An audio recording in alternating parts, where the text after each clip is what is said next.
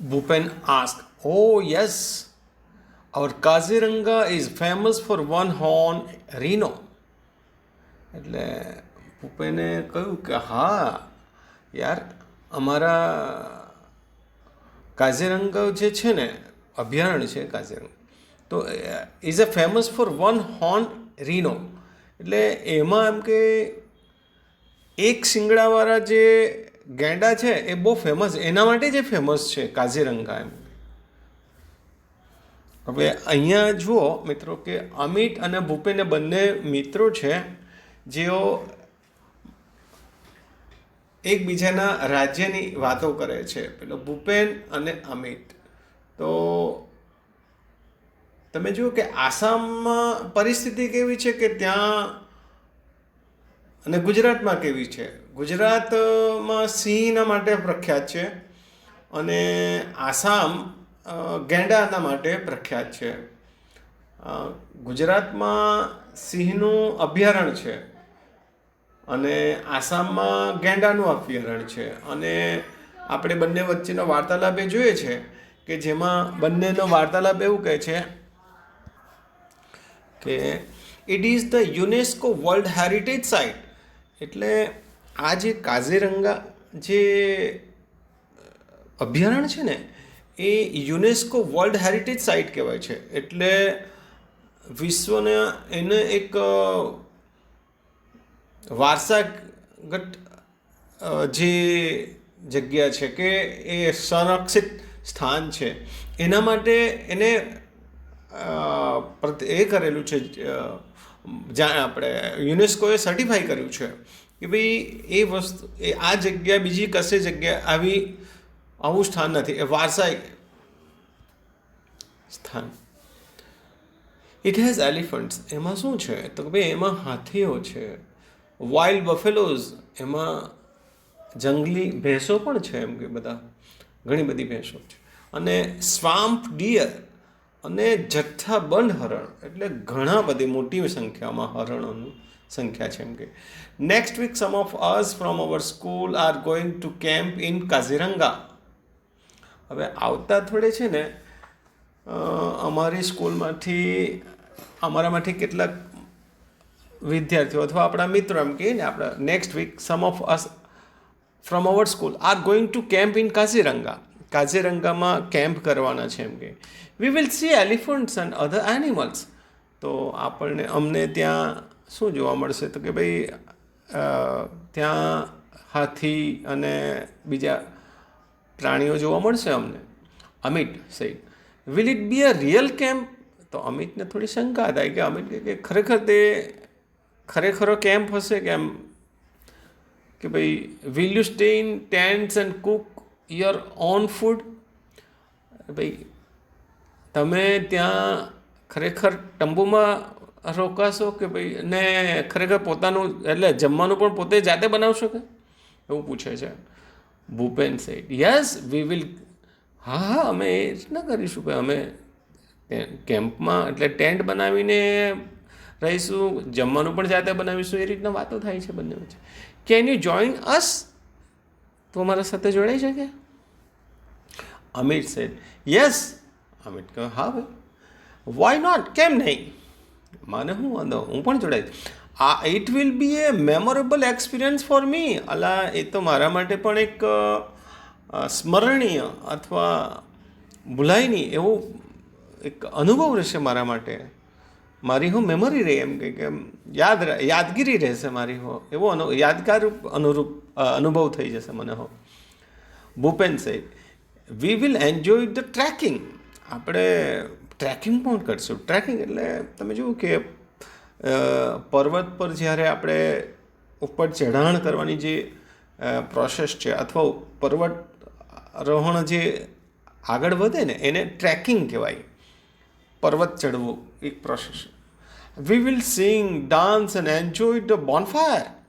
અને આપણે શું કરીશું, કેવી રીતે એન્જોય કરીશું તો કે ભાઈ આપણે ગીતો ગાઈશું, ડાન્સ કરીશું, નાચશું અને મજા કરીશું, અને સાથે બોનફાયર પણ હશે. એમ બોનફાયર મતલબ કે એક આપણું તાપણું કરીને ગુજરાતી ભાષામાં ઠંડીમાં, તો એવું છે ને ઠંડા પ્રદેશોમાં છે ને દરેક ઘરમાં લગભગ એવું એક જગ્યાએ અગ્નિ પ્રગટાવેલો હોય છે અથવા સતત એને તાપણું જેવું આમ ચાલુ રાખે છે, અગ્નિ સળગાવેલું લાકડા મૂકીને. તો એને અંગ્રેજીમાં એના માટે શબ્દ છે બોનફાયર. ડુ જોઈન અસ, અમારા સાથે જોડાવ તમે, એમ કહે ચોક્કસ. અમિત સે આઈ લાઈક ઇટ, હા મને ગમે છે. The next week Amit and Bhupen join the camp. એના પછીના અઠવાડિયામાં એટલે નેક્સ્ટ વીકમાં અમિત અને ભૂપેન કેમ્પમાં જોડાયા. ઓન ધ ફર્સ્ટ ડે, પહેલા જ દિવસે શું થયું તે જુઓ. They went out together to explore the forest. તે બંને બહાર ગયા શું કરવા માટે કે ભાઈ જંગલ કેવું છે એમ.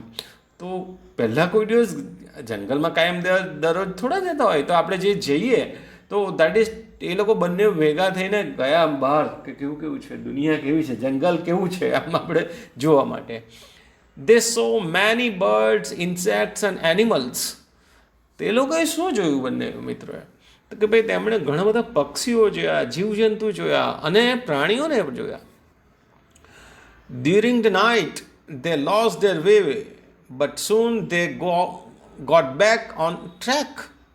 હવે આવતા સાંજ પડે એટલે રાત થઈ જાય તો શું થયું કે ભાઈ રાત થઈ ગઈ ને તો આવતી ફરી એ લોકોને રસ્તો ભૂલાઈ ગયો.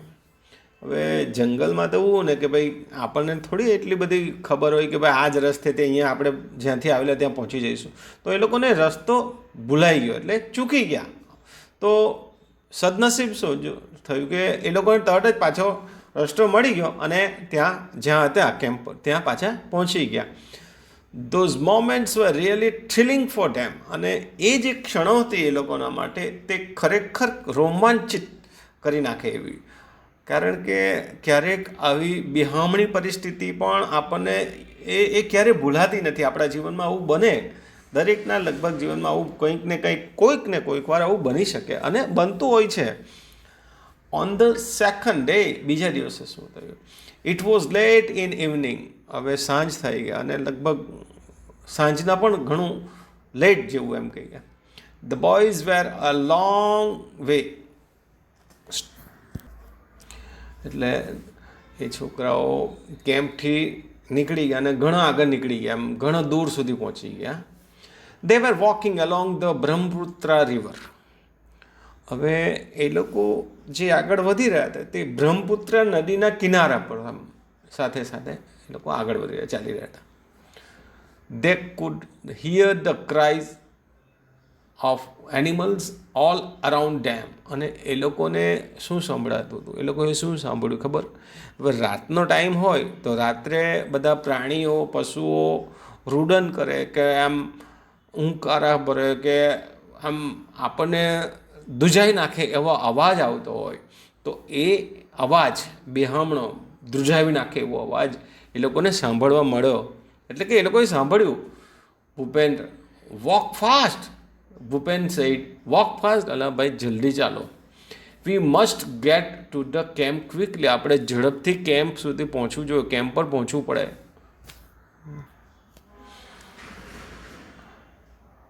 હવે આગલો સીન જોઈએ તો સ્ટોરીનો આગળનો ભાગ. They heard the trumpet of elephants. એટલે પેલા લોકોએ શું સાંભળ્યું કે ભાઈ પેલા જે હાથીઓ હતા ને, હવે જંગલમાં રાત્રે પસાર થાય તો હવે હાથી કે જે કંઈ પ્રાણી હોય તે અવાજ કરે. એ લોકોને જીવનમાં તમે જુઓ કે રાત્રે તો કોઈને કશું આપણે તો બીક લાગે. બધા પ્રાણીઓના જે રહેવાસી જંગલમાં રહેતા હોય તે લોકોને તો એ લોકોનું જીવન જે રીતના જીવતા હોય તે રીતના જીવે.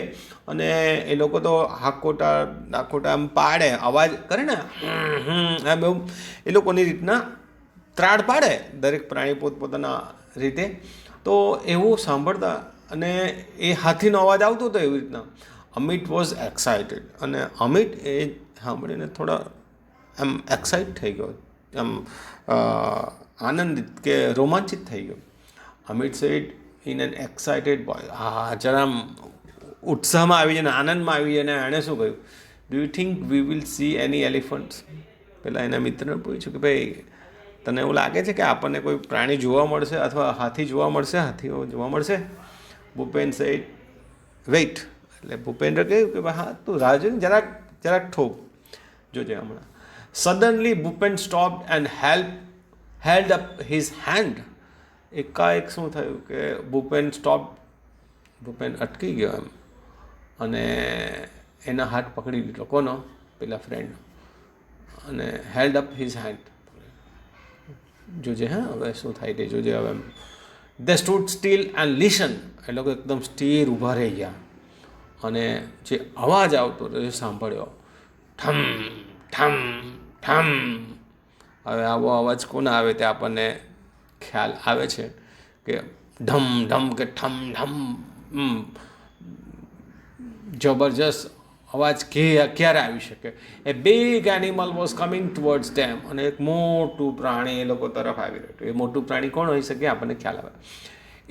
It's an elephant. અલબત્ત એ હાથી હતો. ભૂપેન વિસ્પર્ડ એટલે ભૂપેને કાનમાં કહ્યું પેલાને ધીમે રહીને કહ્યું જોજે. They walk quickly on the grass and hid behind a big tree. એટલે પેલા બંને સમજી ગયા કે હવે આપણું શું થશે. તો એ લોકોએ શું કર્યું કે ઝડપથી આમ અને એક આમ ઘાસ હતું ને એટલે એના પરથી દોડીને એક ઝાડની પાછળ સંતાઈ ગયા. એક મોટું ઝાડ હતું ત્યાં.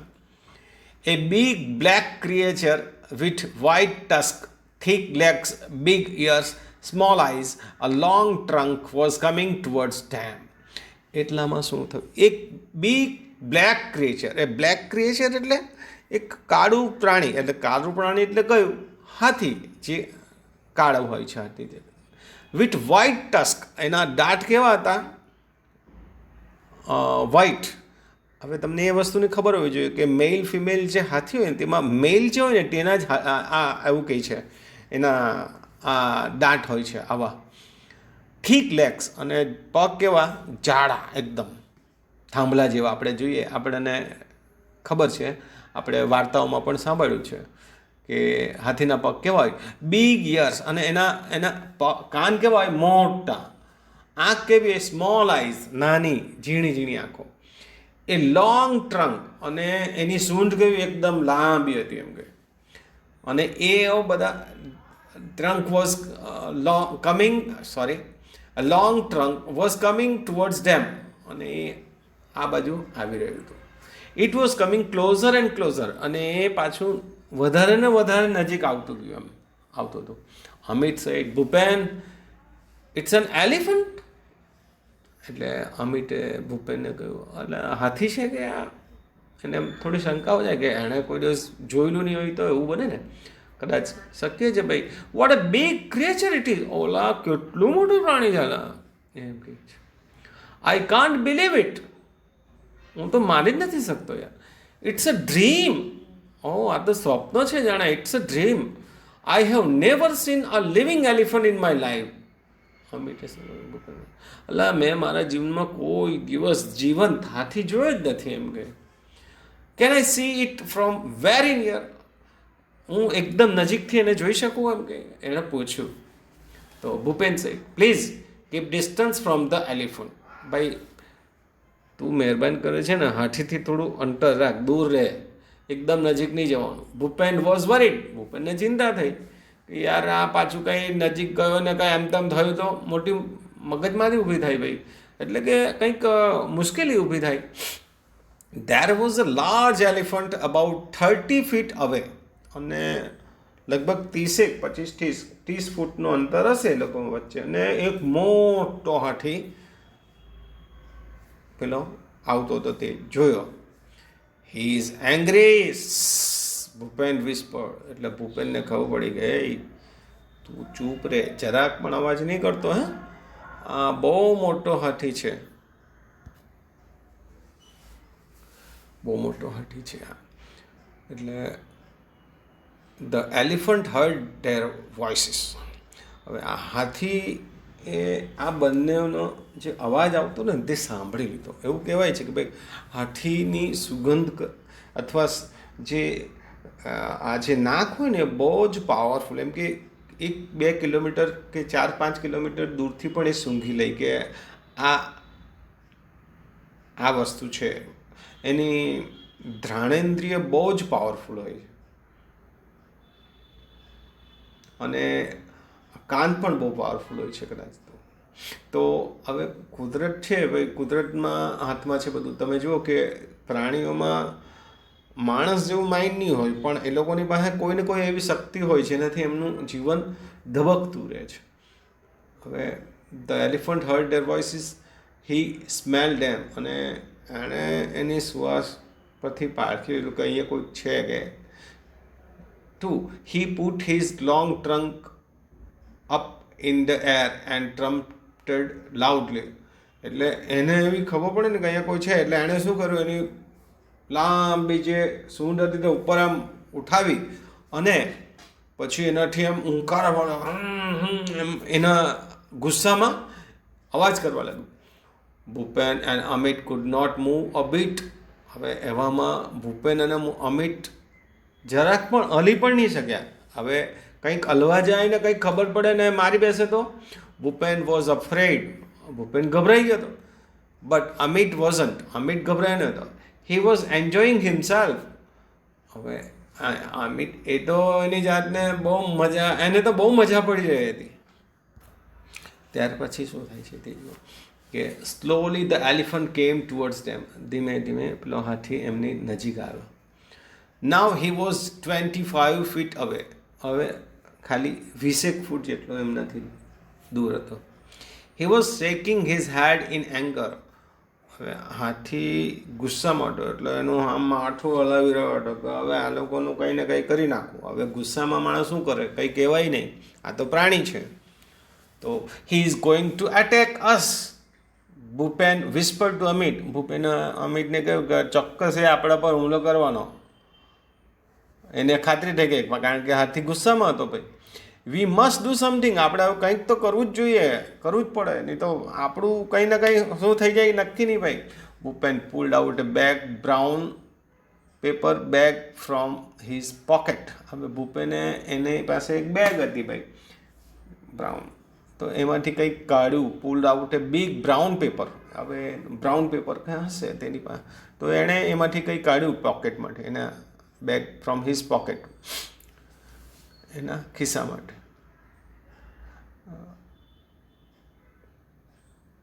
એટલે કે ભૂપેને એના ખિસ્સામાંથી કંઈક બ્રાઉન પેકેટ બહાર કાઢ્યું. There were some sweets in it. એમાં કંઈક મીઠાઈ જેવું હતું એમ કે. હવે ખબર નહીં શું હોય. He threw away the sweets on the grass.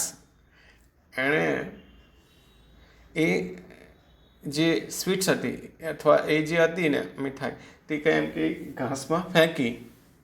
He started to blow into the bag. અને એણે શું કર્યું, એની બેગમાં ફૂંક મારવા લાગ્યો. Soon the bag was like a big balloon. અને એ બેગ જે હતી તે ફુગ્ગાની જેમ ફૂલી ગયું એમ કે. He hit it hard with his hand. અને એણે એમ ફૂલાવીને હાથ મારીને એને ત્યાં ફેંકી, એના હાથથી આમ આગળ કરી દીધી. Hit it hard with his hand. ફટા! What a loud voice it was! It echoed over the forest. એટલે જેવો ધડાકો થયો, એટલે પેલી મીઠાઈ નહીં હતી, કંઈક બ્લાસ્ટિંગ ઓબ્જેક્ટ, એટલે ફટાકડા જેવું કે કંઈક હતું કે જે એમાંથી અવાજ આવે. અને એ અવાજ આવ્યો એટલે એટલો જોરમાં અવાજ આવ્યો કે આખા જંગલમાં એનો પડઘો પડ્યો. એટલે શું થયું, ધ એલિફન્ટ સ્ટોપ. પેલો હાથી અટકી ગયો ત્યાં. ટ્રમ્પટેડ એંગ્રીલી એન્ડ ટર્ન અવે. અને એ આમ ગુસ્સામાં ને ગુસ્સામાં બૂમ પાડતો આમ ગરજતો આમ મોટા અવાજથી એ પાછું ત્યાંથી દૂર ચાલ્યો ગયો એમ કે. He walked quickly through the tall grass. અને મોટા જંગલમાં ઊંચું ઘાસ હોય તો એમાંથી એ ત્યાંથી પસાર થઈ walk quickly through the tall grass. એમાંથી નીકળી ગયા ઊંચા ઘાસ. And soon disappear into the forest. અને તરત જરીક થોડી જ વારમાં એ પેલા જંગલમાં અદૃશ્ય થઈ ગયો. વોટ એ યુઝફુલ ટ્રીક. અલા કેટલી ઉપયોગી યુક્તિ હતી. અલા આવું જો નહીં કરતે તો કદાચ બની શકે કે એ બંનેને પેલા હાથી મારી નાખે કે મારી દે, આવું બની શકે. But the boys felt relieved. હવે શું કે પેલા બંનેને બહુ શાંતિ થઈ ગઈ. કેમ? હાથી ચાલ્યો ગયો પાછો. He thought we had a gun. એટલે હાથીના મગજમાં શું થયું કે આ લોકો પાસે ગન હોય.